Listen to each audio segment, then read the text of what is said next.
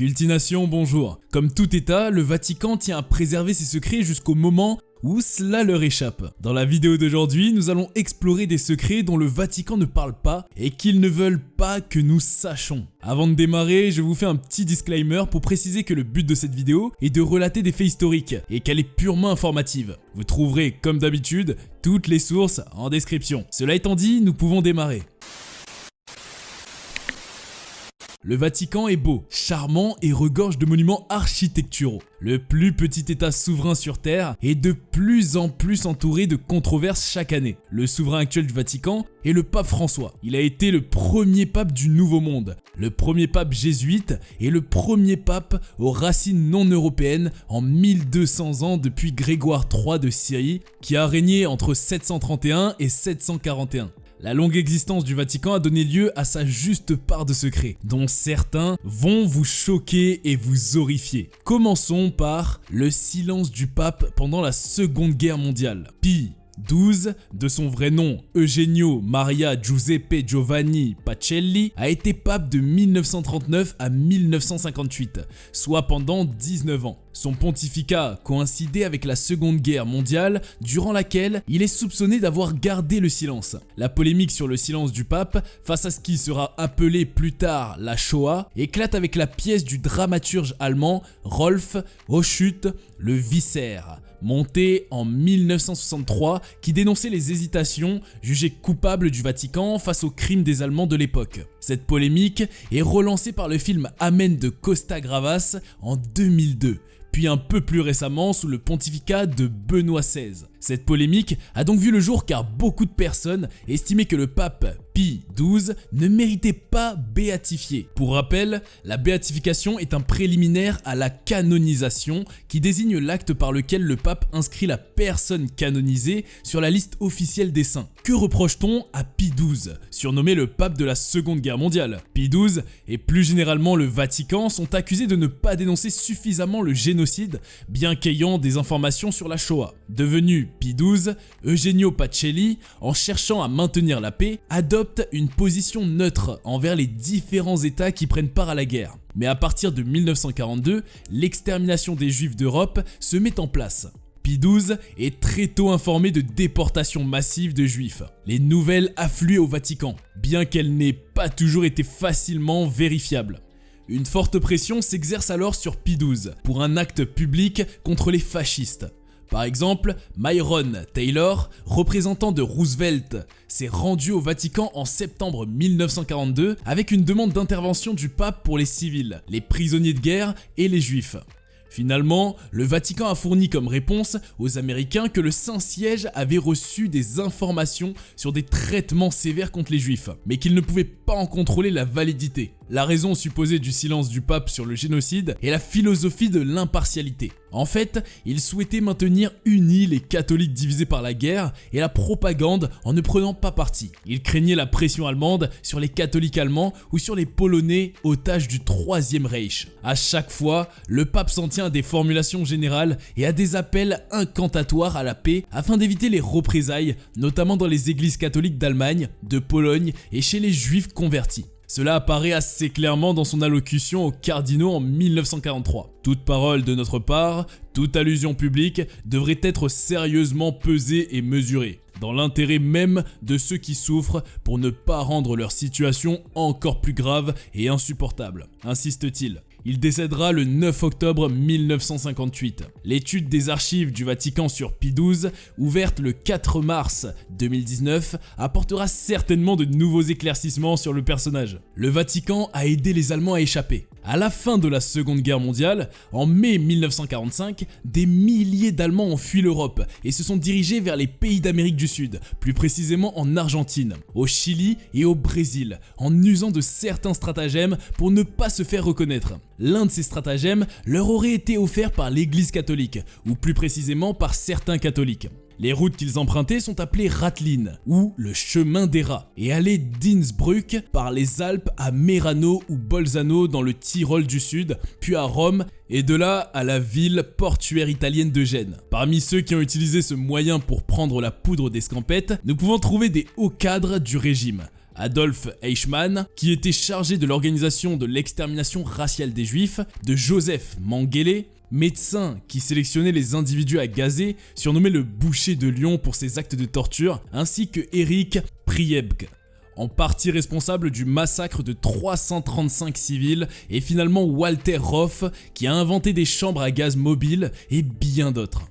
Le lien entre les exfiltrations de ces criminels de guerre nationale socialiste et le Vatican apparaît sous la forme de deux noms: l'évêque autrichien Alois Udal et le prêtre croate Krunoslav Draganovic. En ce qui concerne le premier, prénom à titre illustratif l'exemple de Franz Stangl, commandant des camps d'extermination de Sobibor et de Treblinka, est responsable de la mort de près d'1 million de juifs.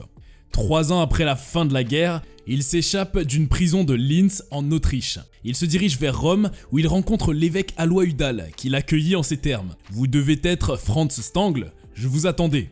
Sur ce, il remit à Stangl de faux documents qui ont permis aux criminels de guerre hitlériens de se rendre en Syrie où sa famille l'a finalement rejoint. Par rapport à la seconde figure catholique, qui est le prêtre croate Krunoslav Draganovic, il fera fortune en produisant des faux papiers et passeports à la chaîne qu'il vendait 1400 $ pièce aux anciens fascistes. La grosse majorité de Allemands impliqués qui ont pu s'échapper avaient une lettre de l'église catholique confirmant leur identité, se sont vus remettre un passeport par le comité international de la Croix-Rouge qui a délivré environ 120 000 papiers jusqu'en 1951. Incontestablement, sans le soutien de l'église catholique, un si grand nombre de phalangistes n'auraient pas réussi à fuir. Mais est-ce vraiment suivant le soutien de l'église en général ou de certains catholiques? Une nuance est à faire, car le Vatican ne s'est jamais prononcé sur le sujet et l'ouverture des archives dont nous avons parlé précédemment servira aussi à éclaircir ce mystère. Le banquier de Dieu. Tout commence à Londres, 18 juin 1982, lorsque le corps de Roberto Calvi, directeur de la banque italienne le Banco Ambrosiano, a été retrouvé pendu à un échafaudage. Celui que l'on surnommait le banquier de Dieu, puisqu'il revendiquait sa banque comme étant catholique, s'était enfui 8 jours plus tôt après la découverte d'une dette de près de 2000 milliards de lire italiens des caisses de la banque Ambrosiano. Roberto Calvi est suspecté d'en être à l'origine. Alors qu'il doit à nouveau comparaître devant la cour de Milan, il disparaît mystérieusement le 10 juin 1982. Après avoir d'abord cru à un suicide, les enquêteurs vont se rendre compte que l'Institut pour les œuvres de religion, aussi appelé la Banque du Vatican, fondé par Pie XII en 1942, a participé, avec la banque de Roberto Calvi, au montage de 10 sociétés fictives, presque toutes enregistrées au Panama, dont il était l'actionnaire majoritaire.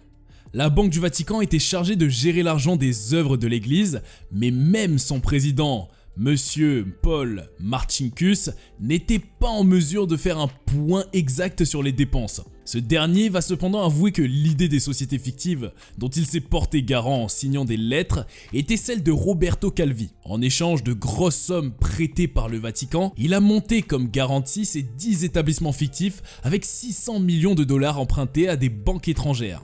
Un cercle vicieux. Afin de limiter les dégâts de cette bombe financière, le cardinal Agostino Casaroli, secrétaire d'État, va immédiatement engager des négociations avec les banques qui réclament leur argent. Il accepte de dédommager à hauteur de 244 millions de $ les banques étrangères afin de préserver l'image de l'église. Cependant, le mal est déjà fait. Des rumeurs circulent et suggèrent que la Banque du Vatican et son mystérieux président sont depuis très longtemps impliqués dans des affaires louches avec Roberto Calvi. Et on apprendra que c'est effectivement le cas. Dès le milieu des années 1970, Roberto Calvi a usé via des stratagèmes de l'image de respectabilité du Vatican pour se refaire une santé en lui accordant 10% des parts à travers des montages financiers, commissions et intérêts à l'appui. Et pour ceux qui s'indigneraient de cet état de fait, Monsieur Paul Marcinkus avait dit « On ne gère pas l'église avec des Ave Maria ». Comme on peut s'en douter, cette histoire a sérieusement impacté le Vatican, que ce soit à travers la Banque du Vatican et sa valeur en bourse, ou bien l'église sur un aspect un peu plus moral. Le Vatican fait le procès d'une personne décédée. L'une des périodes les plus instables de la papauté à Rome s'est tenue entre 872 et 965. Les 24 papes qui s'y sont succédés, à raison d'un pape par an entre 896 et 904, le démontrent bien. Mais s'il y a bien un événement qui a fait un grand bruit et retenu toute l'attention, c'est le concile cadavérique. Le concile cadavérique, ou Synodus Orenda, est le nom qui a été donné au procès ecclésiastique posthume du pape Formose. Et cela est d'autant plus étrange que le cadavre dudit pape était présent à l'audience. Oui, vous avez bien entendu. Mais qu'a-t-il pu bien faire? Le pape Formose était le 111e pape de l'Église catholique. Son règne s'est étalé de 891 à 896. Auparavant, il s'était fait remarquer en tant qu'évêque de la ville de Porto en Italie, où il a effectué de nombreuses missions diplomatiques au nom de la papauté qui l'ont conduit à la cour carolingienne pendant le Haut Moyen-Âge en Bulgarie. C'est ainsi qu'il a fait la connaissance d'Arnulf de Carinthie, un roi de la dynastie impériale carolingienne qui aspirait au trône d'Italie. Dans le même temps, le pape Jean VIII l'accuse de corrompre les Bulgares qui veulent Formose comme évêque. De ce fait, il est excommunié de l'église en 876, mais sera gracié après l'assassinat de Jean VIII en 882. Après son élection en 891, il confirme le couronnement de Guy III de Spolète qui avait été évoqué avec son prédécesseur le pape Étienne V et reconnaît le fils Lambert de Spolète comme successeur légitime. Néanmoins, méfiant envers le nouveau roi d'Italie, il a incité Arnulf de Carinthie à confronter Guy III de Spolète pour le trône d'Italie. Quelques mois avant le décès de Formose, il couronna l'empereur Arnulf après le décès de Guy III de Spolète et la bataille contre Lambert de Spolète pour devenir empereur. Ce dernier a alors décidé de se venger avec l'aide d'Étienne VI, le 113e pape. Il a réussi à convaincre le pape de faire ce procès posthume en public, en présence de la curie papale et la noblesse romaine, pour jeter l'opprobre sur les partisans de Formose. Et pour couronner le tout, le corps du pape Formose sera présent au procès 9 mois après sa mort. Le cadavre a eu droit aux vêtements papaux officiels ainsi qu'à un avocat de la défense et les chefs d'accusation lui furent lus. Un diacre a été positionné derrière le trône de Formose afin de répondre à sa place, en lisant des déclarations écrites, aux questions de la cour. Il sera reconnu finalement coupable de toutes les charges qui pèsent sur lui, privé de ses robes et de son titre de pape, ainsi que des 3 doigts de sa main droite utilisés pour les consécrations, enterré nu dans une tombe commune, puis jeté dans le fleuve italien Tibre. L'histoire a fait un grand bruit et a été jugée inacceptable. Étienne VI fut emprisonné et assassiné en prison et 2 ans plus tard, le pape Jean IX a rétabli le pape Formose et interdit toute forme de nouveau procès contre les papes décédés. L'exorcisme du Vatican. Que vous soyez fan de films d'horreur ou non, vous avez certainement entendu parler du film d'horreur classique The Exorcist, réalisé en 1973. Ce film est le préféré d'un homme, le père Gabriel Amorce, pour la bonne raison qu'il est lui-même exorciste. Le père Gabriel Amorce, né le 1er mai 1925 à Modène, dans le nord de l'Italie, a été ordonné prêtre le 24 janvier 1951. Son rapport avec l'exorcisme va démarrer le 6 juin 1986, lorsque le cardinal Ugo Poletti, vicaire général du diocèse de Rome, lui a demandé de seconder le père Candido, un célèbre exorciste à Rome qui était en mauvaise santé. Dès lors, il est devenu l'exorciste du Vatican et aurait exécuté environ 70 000 exorcismes, répétant souvent le rite sur les mêmes personnes. Le père Amorce n'a jamais hésité à parler de ce qui est l'un des rites religieux les plus anciens et les plus controversés de l'Église catholique romaine. Je sais qu'il y a beaucoup de sceptiques, la présence du diable est souvent ignorée, affirme-t-il dans des interviews. Il s'exprimait souvent sur le sujet et a même écrit plusieurs livres sur l'exorcisme et d'autres rites religieux. Bien que l'Église catholique enseigne que Satan est réel, les propos d'Amorce sur les exorcismes et son sens du spectacle mettaient mal à l'aise. Même les prêtres les plus progressistes tenaient à une approche plus scientifique à l'état de certaines personnes qu'Amorce considérait comme victimes d'une possession démoniaque alors que les voyait comme atteints d'une maladie mentale. Il a fondé en 1991 l'Association nationale des exorcistes et est décédé le 16 septembre 2016. Apparemment, il ne serait pas le seul à avoir pratiqué de l'exorcisme au Vatican. La pratique de l'exorcisme est strictement définie par le droit canon et les prêtres exorcistes sont choisis par leur évêque et reçoivent une formation particulière. Mais le pape peut en pratiquer de sa propre initiative, respectivement en 1982, en 2000 puis en 2001. Le pape Jean-Paul II aurait pratiqué avec succès des séances d'exorcisme. Selon le père Amorce, le pape Benoît XIV aurait exorcisé en 2009 Satan de 2 garçons, les 3 secrets de Fatima. Entre le 13 mai et le 13 octobre 1917, la Vierge Marie serait apparue 6 fois à 3 jeunes bergers portugais, Lucie dos Santos et les cousins Jacinthe et François Marteau dans les environs de Fatima au Portugal. Ces visites avaient été préparées par celle d'un ange en 1915 et 1916. Le 13 juillet 1917, lors de la 3e apparition de la Vierge Marie, elle a délivré un message essentiel contenant 3 secrets que les enfants ne devaient pas divulguer dans l'immédiat. Ce qu'ils firent. François et Jacinthe décèdent en 1919 et en 1920. Lucie, quant à elle, est devenue religieuse et a commencé, étant désormais la seule à détenir la révélation, à écrire ce que la Vierge leur a dit. Le premier secret est une vision très nette de l'enfer. Une mer de feu souterraine, des démons avec leurs formes horribles d'animaux transparents et noirs et des âmes dévorées par les flammes, des hurlements de terreur et de douleur. Contre cela, la Sainte Vierge préconise une solution. Établir dans le monde la dévotion à son cœur immaculé. La deuxième partie du message du 13 juillet montre l'attention que porte la Vierge aux tragédies temporelles de l'humanité. Alors que la Première Guerre mondiale met l'Europe à feu et à sang, elle annonce une guerre pire encore. Pour l'éviter, Marie demande la consécration de la Russie à son cœur immaculé et la communion réparatrice des premiers samedis. La Russie finira par être consacrée, elle se convertira et l'humanité bénéficiera d'une période de paix. L'ultime secret de Fatima est la plus complexe et la plus controversée. Sœur Lucie raconte dans son témoignage « Nous avons vu sur le côté gauche de Notre-Dame, un peu plus en hauteur, un ange avec une épée de feu dans la main gauche qui scintillait et émettait des flammes qui, semblait-il, devaient incendier le monde. » Mais elle s'éteignait au contact de la splendeur qui émanait de la main droite de Notre-Dame en direction de l'ange. Indiquant la terre avec sa main droite, l'ange dit d'une voix forte « Pénitence, pénitence, pénitence !» Et nous vîmes dans une lumière immense qui est Dieu. Quelque chose de semblable à la manière dont se voient les personnes dans un miroir quand elles passent devant, un évêque vêtu de blanc. Nous avons eu le pressentiment que c'était le Saint-Père. Elle décrit aussi une montagne escarpée, gravie par des évêques, prêtres religieux et religieuses, et au sommet de laquelle il y a une grande croix en tronc brut. À la fin de son témoignage, la sœur Lucie raconte que des soldats ont tué tout le monde, et que 2 anges, chacun avec un arrosoir de cristal à la main, recueillaient sous les 2 bras de la croix le sang des martyrs. Avec l'assentiment de la Sainte Vierge qui a de nouveau parlé à la sœur Lucie, les 2 premiers secrets sont révélés en 1941, puis le 3e en 2000 sous la papauté de Saint Jean-Paul II. Des interprétations seront tentées par le pape et attirera l'attention des plus grands théologiens.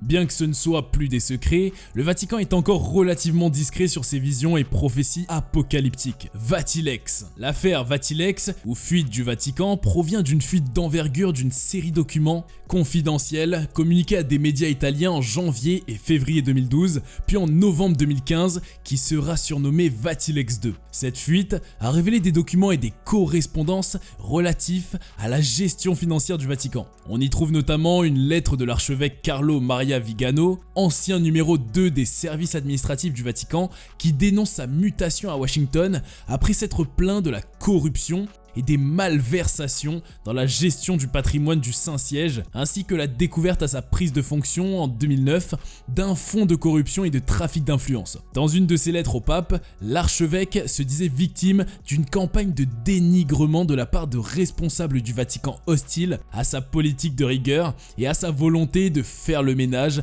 dans les dossiers financiers. D'autres documents évoquent des conflits internes concernant l'Institut des œuvres religieuses qui est la banque du Vatican, ainsi que des tractations menées avec les intégristes. Dans les fuites du Vatilex 2, l'accent est mis sur un détournement, apparemment orchestré par le cardinal Tarcisio Bertone, ancien numéro 2 du Vatican, de 200 000 € destiné à une fondation pour les enfants, ainsi qu'un autre du dernier de Saint-Pierre, quête mondiale destinée normalement aux œuvres de charité du pape. Ces fuites ont énormément fait scandale à chaque fois. En l'occurrence, les seules fois où le Vatican a agi a été dans le sens de l'arrestation et de la condamnation des corbeaux. Dans le premier cas, il s'agissait de Paolo Gabriel, 46 ans, majordome du pape depuis 6 ans, est arrêté le 23 mai 2012, incarcéré au Vatican puis gracié par le pape en décembre de la même année. Dans le second cas, il s'est avéré ironiquement que les accusés soient membres de la commission montée par le pape François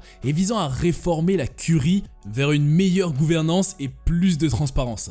Il s'agit du prélat espagnol Vallejo Balda, son collaborateur Nicolas Mayo et Francesca Sciocchi. Seul le premier aura été condamné à de la prison ferme. Les apocryphes. L'Ancien et le Nouveau Testament ont été révélés par Dieu, respectivement aux Juifs et aux chrétiens. L'ensemble constitue la révélation de Dieu à l'homme. La Bible. Le premier comprend 39 livres et le second 27 livres, ce qui fait un total de 66 livres bibliques. Mais à l'origine, la Bible comprenait beaucoup plus de livres, dont 14 ont été exclus. Ces derniers s'appellent les livres apocryphes, qui veut dire cachés, douteux. Ces livres ne sont pas reconnus par le judaïsme pour différentes raisons. Ils diffèrent non seulement par le sujet et par la forme, mais encore et par la langue originale, le pays d'où ils proviennent. Entre autres, de la Palestine, de l'Égypte et étaient en hébreu, en araméen ou encore en grec.